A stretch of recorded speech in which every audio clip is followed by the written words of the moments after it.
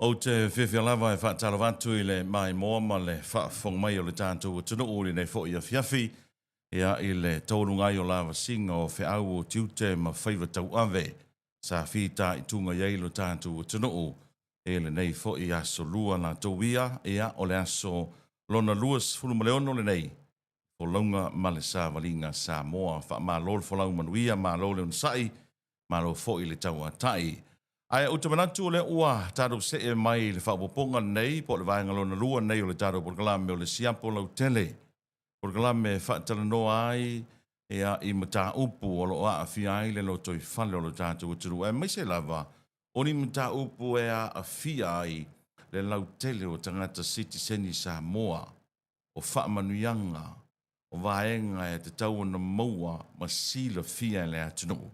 Pe fona utala no antu i le porkalame mua i le vai aso na se ma vai atunei i le astona i o le aungol nei porkalame ia mala malama le atunu. O tele le mau porkalame nei vai tau o tele tua ia foi.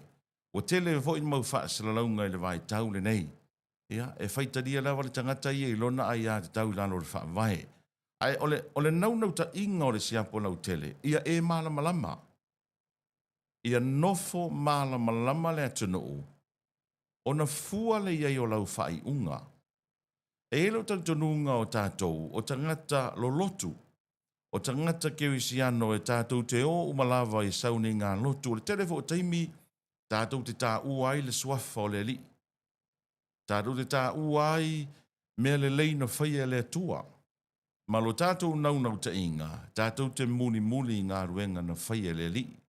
Ma tātou muli i le ami o tonu a le atua. Tātou te whia wha te tai ai. O au tātou o tangata e le eisa tātou wāmi o tonu. O le telefoi o meo lo te tupu i le loto i whale o lo tātou o tunu. E whai al wha amasinonga le tangata ia. Ai al wha amasinonga le tātou o tunu po le tātou mā loe pe on sila fia. E fwoi wha amasinonga i tonu o nuu mā fio anga. E fwoi wha amasinonga e ka le sia. Ai ai fwoi lau oe wha amasinonga. E te wha amasino ai, le sao ma le sese, le ami o tonu ma le ami o tonu.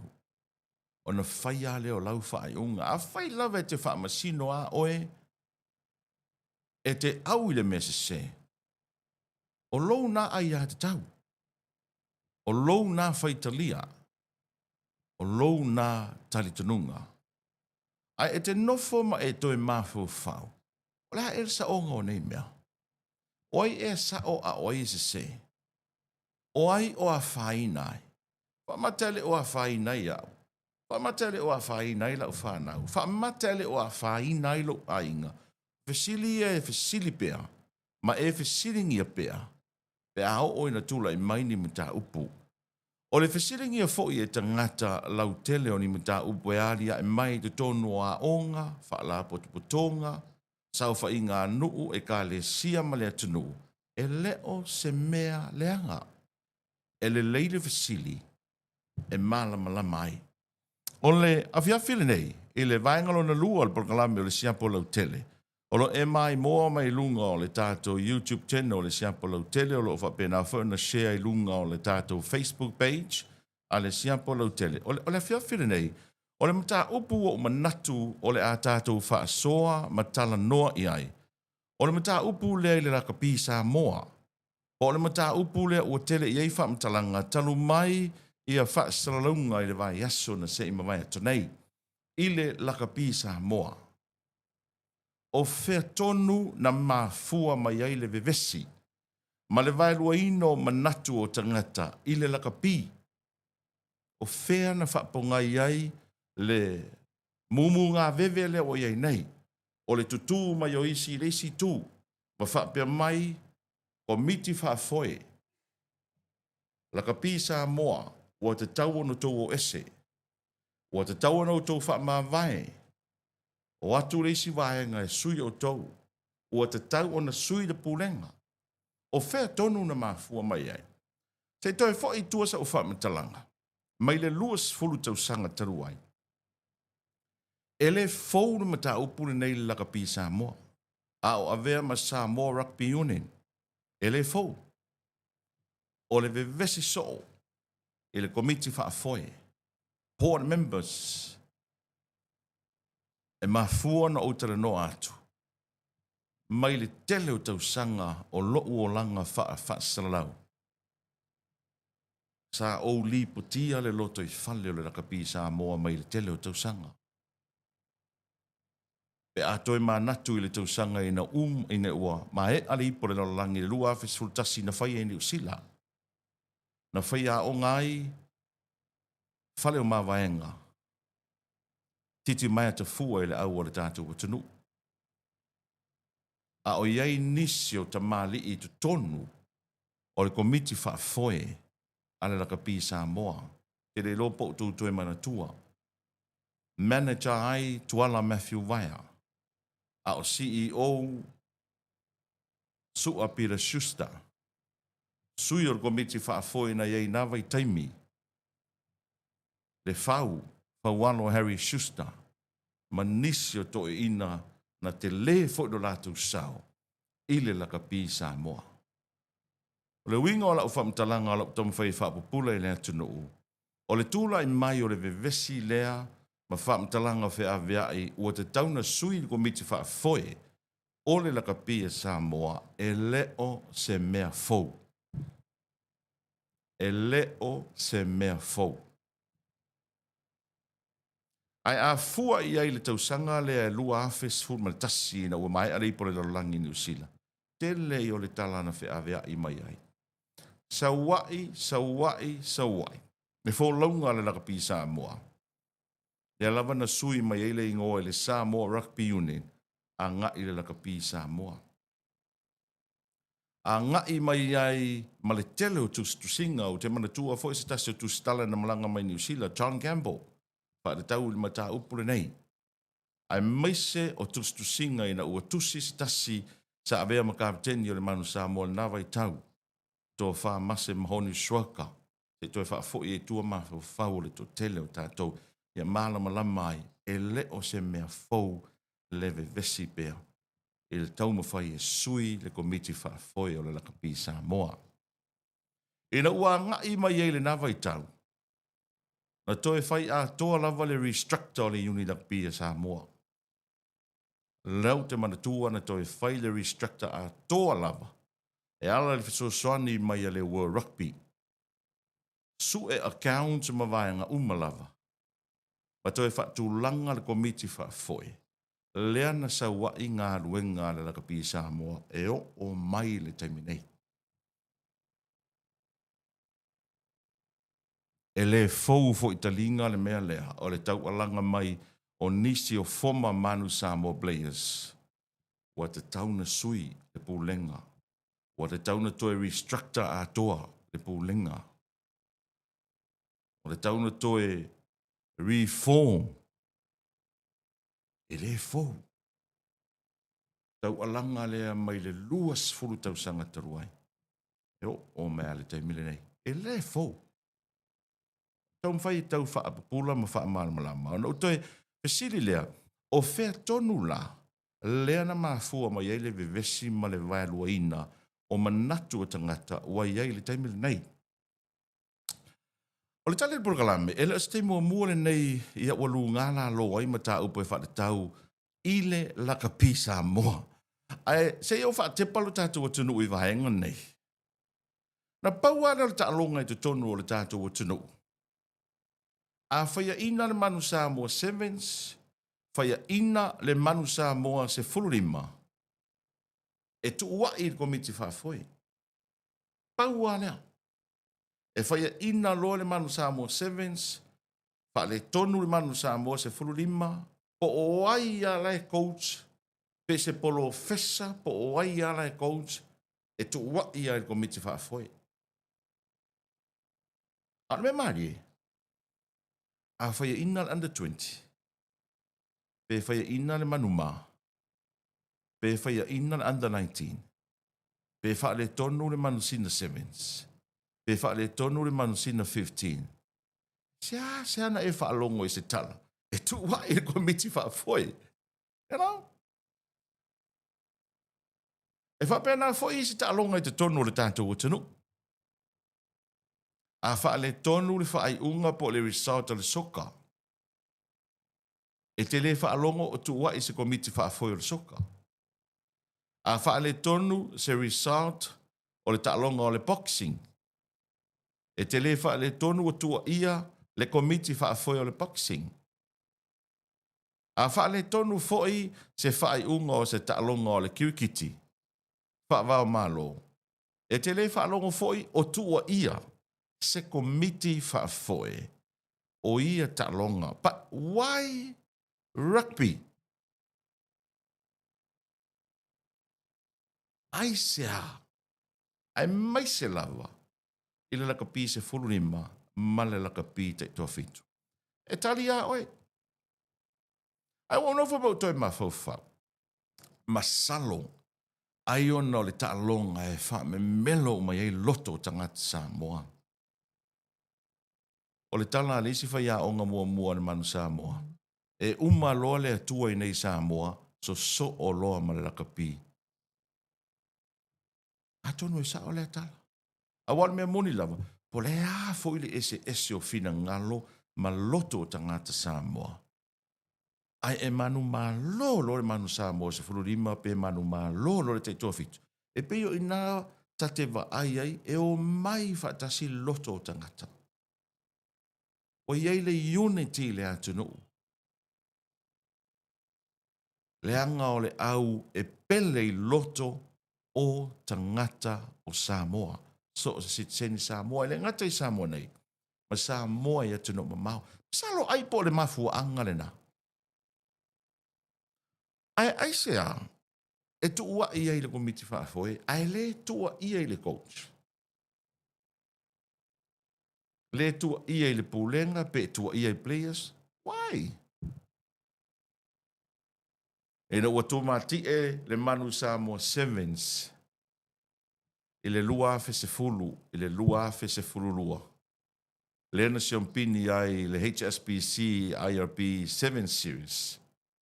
E na ua siompini lalo le pūlenga Stephen Bifem, wa le taun fai mai le lua afe se fulu ia fale o mawaenga. Na tātou tua ia le poa i se tua inga le lei. Whawhitai lawa le poa le poa la ua le lei tātou au. Na tātou vivi ia le poa le nātaimi. No. Never. Te lei wha alongo se tusinga po ni li poti na vivi ia le poa ma le pūlenga o le laka pi. Paua tangata na vivi i le taimi le nā. Stephen Bivim. Lolo Lui.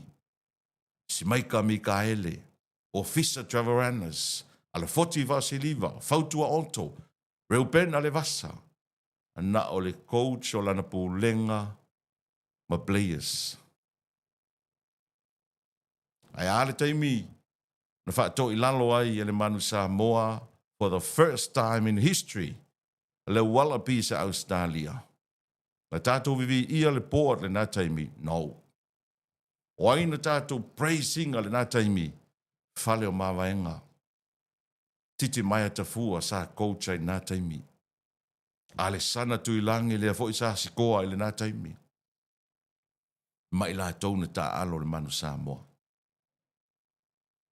Ai sea. E tuua i e soo ai le komiti whaafoe. O first 5, seisi o le komiti whaafoe. O huka, seisi o le komiti whaafoe. Ai sea. Ono toi foi lo leo lau. E sili le na amatai. Sa so longa le lei mai lava ngā ruenga. E moni le tūlanga wha le tonu result. Ai mai se lava le suru lima. Ma le teitoa fitu. Ai sa so longa le lei mai lava ngā ruenga. O account. Ma mea uma le laka pi. Ai se ale mea ua toe la ngai le vevesi le a o fea e ma fua mai ai le vevesi le ua iei nei. Whaafonga i le. Ma fua anga na sau noa i ai. Le taitai fono le laka pi e Samoa. E tala inga na mula ulu, papalii leo ta sami leo ta. I le whaatara noanga le podcast le lakapi Samoa whaingoina o le Rugby Talk. Whaafonga mai ai i le mafua anga o le vesil nei. Foi la utala i le mena mafua mai nei mea. O le vei moana popauso. O tano ona o le initiative na mafua. Na whaatu lai mai le lakapia le langi po le World Rugby. Ina ua mai tau atu le World Rugby. O le wa manuia tau sanga Papunikini. I le liki. Na tapena le liki a Papunikini la tau sanga. Whailo le la tu stari. Tana noa tia au stari wa mai. E mane le awala mai le tō pare mia. Sani mai e tau sanga. Ia wala o mea government to government. Lea lana tau ngā aweloa. Whaile tau sanga na Papunikini. Lea na manuiela tau sanga mamoa la tutupi tele mai malo o stadia. Se meo le 5 miliona e na mai ai. Whamai lo le lakapia laulangi. Boi. Mana ia fui lana e kia rea. Wala au mai loa mātou. O Samoa, Tonga, Mawhiti. Wala au mai masui o malo, mate o atu, mate fono. E eira ma le lakapia laulangi. E ma le lakapia Australia. E ma le Oceania Rugby. O le fono moana le sa fai Perth. Fo mai loa ma komiti lia. Le ana tusia le vai moana papauso. O le vai moana papauso la. E te le au ia meuro ave i malo o Australia. Whapena ona so swani mai ai. Ona le wala tō whaia mea le i le riki. O le whinau la mātou. Ia tau fo ina so swani mai ai. O le si mea e awara toi fo. Ona le wala tai te whono le lato tamu whanau. Brett Robinson. Tunga le i fo maa. Ia tātou sa tātou iai le pālotana. Ia o le awala la le sa whatino e loa le vanga lea. Ia na hae loa le tō whaho. Mata pena piposo. Hapea ia. O le sa tu si mai pane mia. A sa sene pane mia Papunikini. E awe pane mia Australia. Ia na mai loa le poso te mina ia. Ma o atu foi ma watu le whiunga tumatai pane mia na te mawa lewa piposo. Ia e pita iane. Ia e le i mosi te mi foi le e whatino ai. Ona sa o foi sa tau foi su suena o tōna pena. So te mina ni. Whawhetai le whiunga le pane mia. Wa le sa tu ina tulo iai ma. Papea mai o le awawa iai a lewa. Eventually lewa saini il pepa maave. It's just a proposal. O le talsanga. O le tusi talsanga. E le papea wa ise tupe o quarantine mai i le maro Australia. Wa mo foi ana i table matu tanoa. Na fai tu tala. A manuia talsanga lia. A watu le maro e fasua mai. Mani. Fasua mai la tu pe papea tunanga nai e. Wa langa e te whanu no foi le papea wa. O foi atu Australia. E awala atu e endorsement malo. Ona ua le whatu tuena la kapisamu. It's far away from that. O i tonu ale na mafua ai. O i tonu ale na mafua ai na toi ali ya e mai ai mapi. E lo se pomu i la kapisa moa. O le proposal. O le proposal le ingo le proposal. O le vai moana. Na ta pena e le la kapisa moa. O le Oceania Rugby. Ma le fesosoani a le World Rugby. Ai te tau ona saini eile maa lo ona o le vā government to government. Ai mai tau maile na sa unole te teifono, na mai a ta pena le vai moana proposal le taimi au tu lai mai eile sa o whaapito ia fia me. Ile to finga pāle mia. Na watu le iai, ele i saini fia me. Sa unanga fia me ta atia mai se isi da sila i eile maa lo. Pau ar mea maa lo e fai, saini. Le ua uma le paia inga fia me, se e mai le la ule le mali toa. Vatu lo i poposo. E tu la i mai lo ma le vesilea. Pe a toi fo i tuol ma fo fau. Fa sala launga fo i lena sa uno ai le pa le mia. I le amatanga o le keis lea. O lea la au mai le 4 miliona i Australia. Ai te tau nau ese mo mua le pulenga o la lakapi. O le mea maali e le se tupe o au mea. Kusa, ia, ai o tala noa le iuni la kapia Australia. Whapea, sole. Pai le vevesi ala la kapia sa moa ma le malo. Ai le i o mai se talo sanga. O le proposal, o le talo sanga. taun datu mana malama I vaenga ia. O le talo sanga, mo se tupe. E le I o mai se tupe. E le I talia fo I Australia. Pe au mai se tupe, pe le ai. O le whaamani inonga sa o le nā. O le mea le na vevesi ai nei. Sala lau wain whaamatalanga. O le tātou tālo sanga na avele uni le kapia Australia. I le seleni. Ai saini ai le pāremi o Samoa. Ona o whaalolonga fo I lea ma le wa ai mai le mālo I le isi mālo. O le whinau mai ai le fionga matawheo George Latu. Manisi o tamatuai o le manu Samoa ma le laitu. Ua le toe whaatutuaina le pūlenga. O iei nei. O le lakapi Samoa. O le fionga matawheo George Latu. Na sao whai te tono o le komiti whaafoe. Salo talwa nei ni whatoa wha ma vai le fionga ia. Le rilo ia ia matawheo. Mai le komiti whaafoe. Le ala ua tu I le sipito. Ma whai atu. Pe a fua le fono le ana whai last week. Ua le toe wha moe ina. Le pūlenga o iei nei o le lakapi Samoa. O na tupua nei le ofisili. La se pine wha mau. O ia tu ua inga. Ua le toe wha tua ina.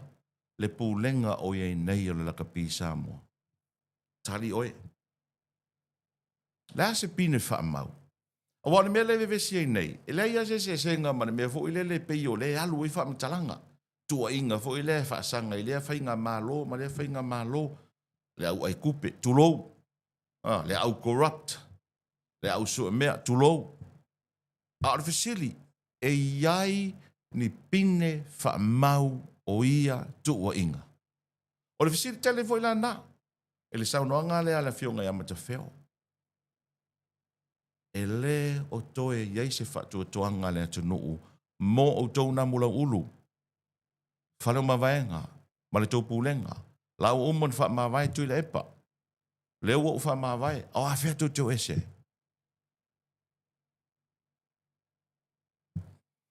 O leisi fesili o na tupu ana I mata upu wha pia nei. O le a se tali mai a le World Rugby. Na fesili le malo pe na fesili I la tau nei I le World Rugby. Po le a se la tau tali mai le mata upu le nei. Po mana na o le World Rugby e sui le pūlenga o iei nei o le lakapi Samoa. E o te le roa iei la tau nei o lo iei ia whinaunga le nei. Ai a wha bea. Ua wha salalau mai nei le malo ma matawheo mai la tau nei wha bea mai o le tusil nei mai le World Rugby. O te tauna o ese le pūlenga fau o iei nei. Toi sui se isi pūlenga o no wha bea tu lea. Le nālau a mai le pine wha mau. A mai le World Rugby le pine wha mau ua te tauna sui. O mea nei o suinga e leo se mea leanga. O le mea nei o le suinga o tō whinga e leo se mea leanga toi mai tau mai e le leanga suinga.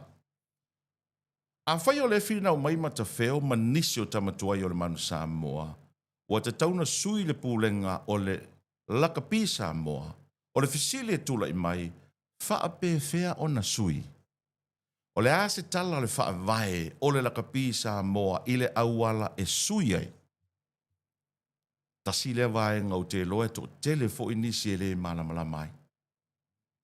A whai nei oe o lo e Palestine si asosi ta alo po le alawa le asosi. E iei le Constitution po le whaavae le to asosi e lima ta ina I ngā ruenga whai ma mea whai. Ai o atu le si o vaenga ma whape atu o ese ua kaunga sui. Whaamaka kukio ese. Whaamata e whaatu la fonoina le nātala tau teo ese. O le tali mua e soli tu la fono. E soli tu la fono. Ai sea, se ilonga lava ua whaamalie le vaenga o le whaavae. Pea nau whai atu, e le fau mea nei o suinga, mai le leanga. O suinga o se mea le lei. o se mea le lei, mea nei o swinga. A whai o leo tala noa mai nisi o tamatuai sa il manu sa mo tu lou la o tautau tua e le mwhai o tu ua ilalo. O te tauna sui, o na fesili leo le Siapo Lautele, o le a la le au wala e sui ai. O le tātou wala au mai, ma tātou whaasara lau mai, namu lau ulu, whare mawaenga, papali i John, mai la tau umai il poa, tauntou o ese. O tauna sui le poa na laka pisa mo. E whetaui. E tala whea ngai. E tala whea ngai male whaavai. O le whaavai o laka pisa moa. A e mana o e sui ni tō whinga o le whaingo fie ia. Very easy. Whaingo fie. E te sau, e te alu, e te invao pe e te lotolotoi mai se au laka pia le tōnu. Ai pēr whate tainga, la ua tua whate tainga. A whaine o le uni laka pi pēr whate tainga po le uni laka pi a ana. Ai manao la, o oele o e manao, o te tauna sui le poat. Na e saulo le e alu i tono le fo le uni laka pi a ana. Le lau whamatala tua ala o le tūla fono ma ala o le whaavae, ma le ala e te tauna u iai. E ke saula e alu e a pe ke la vea le pūlenga o le au fasto, tu loa fio anga o ta ua, fasto tai. Alu e lo le tono le au fasto tai, whaiko le ninga e alu le fiafi wha mau popo le au fasto tai. E a oani me mana o mia le kalapo fasto tai me tau tupe, e a watu i lau tupe, tō te o whaisu e ngā tupe. Mo moli tamata alo. A umaloa e a ko o mai ave ka meki ka alonga i askonga. O le awala mua na te ui ai. Umana e alu i te tonu o le au fasto tai, whaile filifilinga le pūlenga le au le a Anna Chiefs, le ua e la vea i te tonu le au whaitu maloa Anna Chiefs. O inala e ke sau ai, e ke ui mai ai, e whain swinga. Sau lola i e le a Anna Chiefs, e sau whai i te tonu o le fono wha le tau sanga po le AGM, ale laka pisa moa. Ia na whatu lolo manatu. Whatu atu te tauna sui to finga leo le ama. Whatu atu tauna sui to finga leo le ama. Pe a whapeana o oe e te perestene mai i le uni laka pi a ana. O le awala na lai fesili le whaavai, lai te sepela mai le whaavai.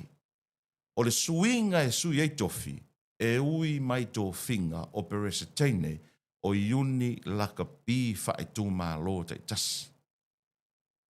O le whaavai le nā. I e tā ua le malama. Tā ua le sila fia o le tātou atunu o vaenga uma nei. Pea na o whai atu, le whai mai mata wheo Malaysia au vaenga, e whai nei isi tama o le manu Samoa wha pia mai. O te tauna whai se swinga. Ok, ma nei e tele. Ka ko wo e whai swinga. E ala le au wala tātou te o ai, au wala tonu lea na o whai atu ai. E mā fua na o wha amalamla maina ma tā upu nei. O whainga o mea neo au laka pia ka lapu manu ulai mai moa mai le telo ka lapu. E le whainga o fie. E ei nei matai, e ei nei uso, au a savai, au anu i tua ma au nei au polu. E momori uma ko le ninga, e o i lato ta avale momori. E o ave kusi aisi. E o whaakau marikanga aisa e whaiele vai ko le ninga le fiafi masto na. E toe su e mai ale tupe la tūtanga, e wha lava ai mea whai ala lako ka lapo i sea, e le tai o na lava se tupe, mai le laka pia sa moa mana sponsors, e whandai ka lapu ma au ia whai tū malo. O le tā ua le malama lama i vaenga nei.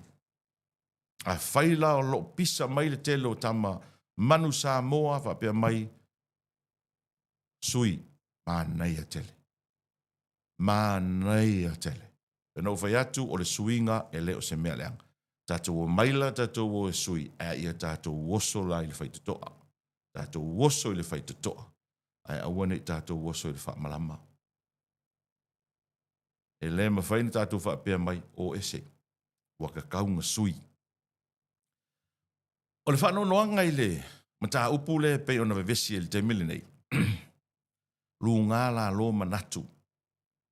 Ai ei lo tali tonunga o le prora tale uni la kapi, po le prora tala kapi Samoa. O players, o tama mateine ta alo. O na ei le o fisili, o mumu ngā veve ma le sā ilinga o tō finga ma le paua o iei nei. E feso soani i le ati na eino le lakapia Samoa. E maua i se feso soani i le lakapia Samoa moana players. E maua ai se whaapoponga o alonia players i le mea lea e tau bevesi ai nei. Ia e tali oe. Tali oe le vaenga lea. Ale manai ai o le saunoanga whale ma vaenga. Na saunoa manino iai whale ma vaenga. Tātou tala noa i se fofo e le lei ai le lakapia Samoa. Usi bein mai moa. Wani mea hoi lele o te whama mawha. O le tātou la kapi ia lele. Mare. Mea ki te isi mawhaia wea. Ina ia lele i le tātou la kapi. O lo ta wha nonoa. Lo tau langa atoa no ta wha tino ina tele o taimi o neime o le tālong. Ia e na wha nonoa fo i la fonga fo i anisi loa. Tua ina fo i le i se leni wha pe o wha ngā. Ia e man tua la oe. O nei tūlanga po whapea. E a whaina i le whapea, a whapea la fola o whamatalanga i a sione po simi e a whaina i le ngata i a te ia. Ia e o atua i a inga ma. Male. Atua o whai whanau. A whaila ni tala whapena e a whaina. Ioi. Ia e na e an matou e umamani whono tate le iloa ia e tau whai so i maina i ngata po sa whanongolongo.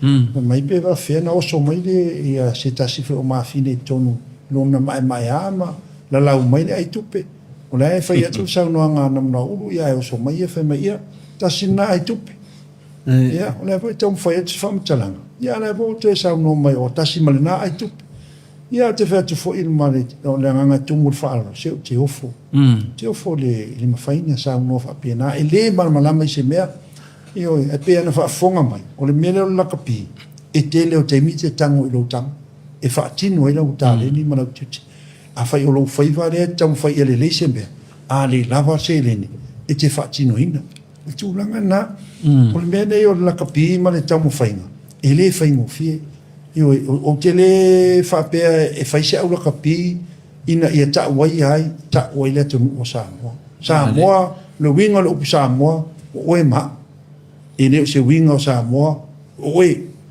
oe le ai o le winga o Samoa oe ma i oe a ta ulole atonu pe malo oe ma tatou e le whapea o nisi le winga na toa no ta polena oe a whaina nei a inga i whamatalanga so na lafa ai le man malama a mea tūlanga tatou a taratala noa e le ai ama se a whaina Male.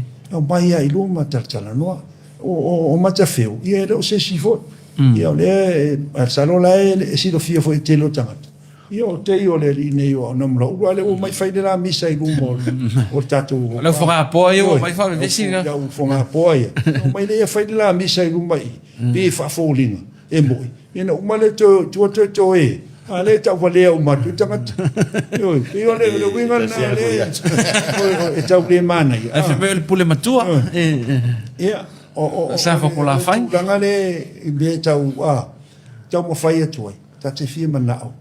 I se fofo e le e tatu la kapi. Ma fuanga na le sili, o le ale fofo o le lakapi. E si ti ai le tūlanga o le lakapi le mea le vese ni le tal no mai ai fale o mawaenga. A u whalongo fo i le tal noa fale o mawaenga. Manu ai o le loto. A mai se ala fonga le atunu. Tasile na ai tupe talo fai. Ta so la ngona pe ana fa pe la lafo atu se isi si tala fa pe i so tama. Talo fai le me wa ile ai sa o loto. O fale o mawaenga. Tulo na tafa. O te tala noa i pine fa mau. e se a ona e maua i se atunu o le lalolangi. Ia le to ai ngā tangata le iai whalu mawaenga. E le leile fitu, to e le leile sifulima. Masalo o leisi tangata sa moa, e te tutusa le leima whalu mawaenga, i vaenga nei, e whai o le taalo, a tūlanga foi o whai a onga.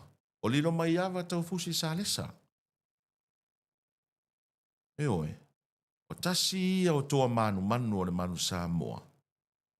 Te le fo i le sao le lakapi sa moa, e se a ona e maua ia to i ngata whapenei. O le te le fo i o le sao alo ma whanau sa moa i fafo, ta alonga o le lakapi. Tau tala malasa, te le i o le sao. E na i alo ma whanau e le i a mata tu nei leo langa lakapi, e le i a onga tu nei, ta alo i New Zealand, Australia, Europa. Ai mai se la tolo ta alo i Europa. O la to loto atoa. E fia o mai e ofu le lan moana le manusa mo le te le o lo la to sau. Ale to telo niso i la to. Te malama mai le telo tau sanga sali poti ai por kalami le manusa mo mana tapenanga. O le telo niso i la to.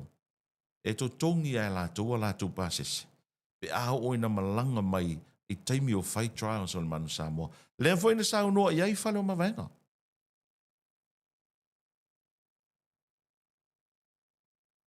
O le au Samoa, e te lea lon whaafitau li tūlanga tau seleni. O lo nona mafuanga, o tamata alo rea tonu i fafo. Le e Europa, ma falani a Europa atoa, ia maisia te peo New Zealand, ma Australia fia o mai nei. I te taimi whidiwhidinga o le tātou au. Ai eilona ele lamar se lene tatu atonu e mai ena tamata alo o le tele o isi tamata alo e fa nga la to se lene e o mai e tau tua la tonu i le loto atonu yoi ai o mai ala to ila to se lene mo le nau e o mai tau tua le tonu o isi la ole ai inga na fai temina e te sau pe afa pe te nau le ai te ta alo le awala tonu e te tongia lo pasa se te sawai afa pe filia o tonu man samo na to vi fana i o tu Te molo. te mo wala tu pe na sawai o le tele ala tamata alo ni e mana o miana ala to se nim so soni la to ai ia e to mo uma a o isi foi e tele a ina fa pe mai ia tu uma ta to yuni na me ma o le tele o tamata alo e mai sia Europa e le me faina na tu ual mo nau mo le fia tau tua awala tonu ai pawana o nai pona nai love foi ona iei pa pui tai peo me uma ia te ua. Te le sao, ele la titi le sao na yalo ma whanau, mai sao le ia whalu mawaenga. E telo tau sanga nisi na malanga mai Europa, ai o mai trials al manu Samoa, umana piki manu Samoa. E whai atu e toi whanla, to tupefa mai le ai, tu uma lakapi Samoa. O le fasili, i le mata upure nei le tula i mai, o te nofo ma o mawha whau le fasili. O fea o tū ai le mālo le taimile nei. O fea o lo tū ai le tātou whainga mālo i le mata upule nei. O le fesili te le ale nā. O tū i le lakapi sa moa, o le tū i le taua naule o eset pulenga le lakapi sa moa. Tali o le mata upule nau te le talia. Fea le tū o le whainga mālo.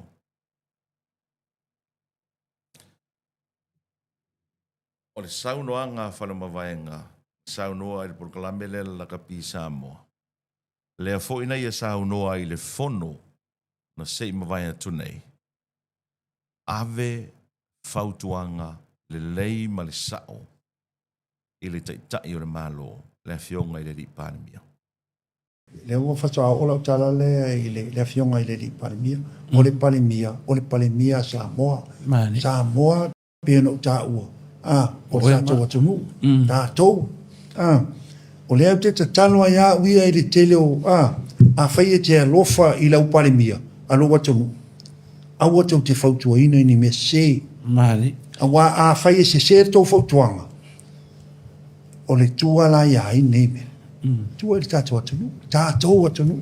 Tala wana te talo.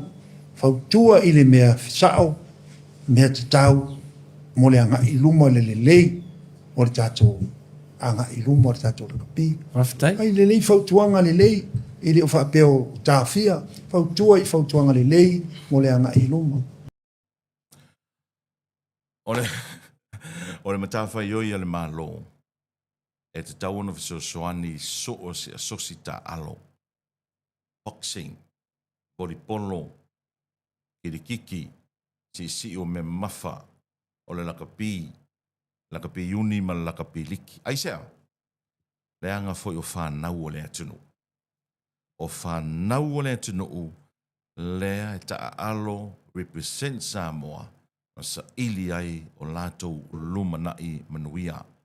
Le ala lea na leino ofisili, o fea o tū wai le whainga ma lo i le mata upure nei. O le mea mauti noa, e te tauna malama lama le lei ai tātou, ma le tātou tunu, e le te tau i le malo ona wa ai pito tasi. Ma e le te tau fo i le malo, ona aua ne i avea ta ngata, o loo pu lea le lakapi Samoa, e whaatua na i eile fisosoani e avi le lakapi Samoa. Aisea, whaape whea alo ma whanau, ta alo i aua le atunu. Whaape whea alo ma whanau e ta alo le te to fitu. Sfuru lima, under 19, under 20s, manu sina, manu ma, whaape whea. O le fisili le nā, whaatupu manatu, a tu tupu mea nei, o le fisili lea. Ma e yeilo tali tununga, ma le porkalame le Siapo Lautele. Po o ai lava i lātou o lo tu lai mai i tō whinga nei, i le komiti whaafoia le manu Samoa, le komiti whaafoia le lakapi Samoa, pe oni tangata HRPP, pe fast, pe super, pe leipa, pe naso, or whatever.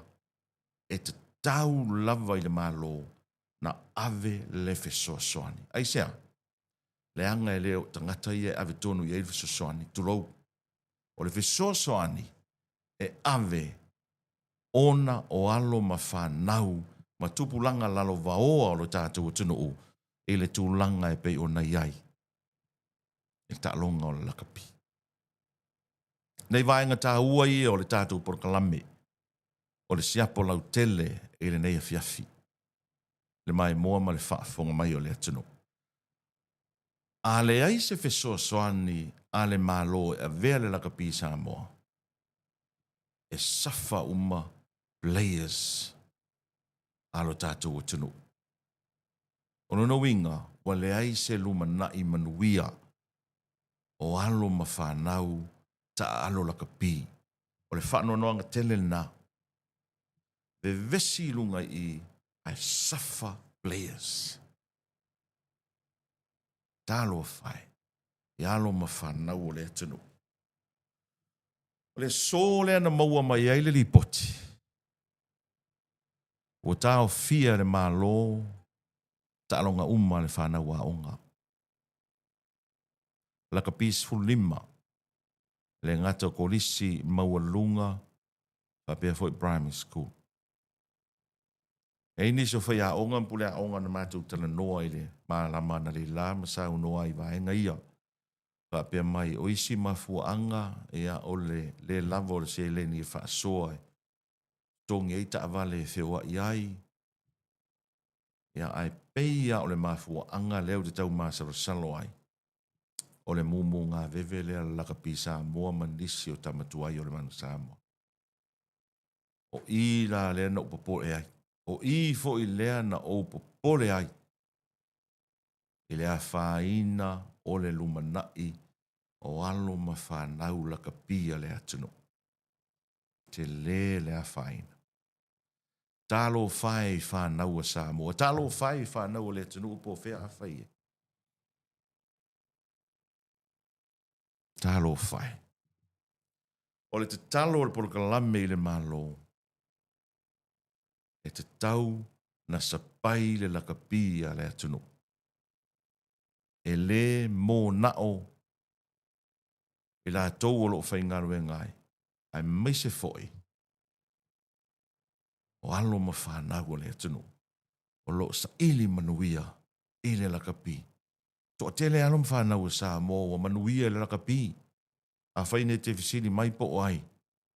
Mori whaasavalu. Na lakapi atu i nei. David Lemmy. Na lakapi atu i nei. Laku lakapi sa mō au le atunu u whela ui ai. La ui Peritania. Officer Trevor Annis.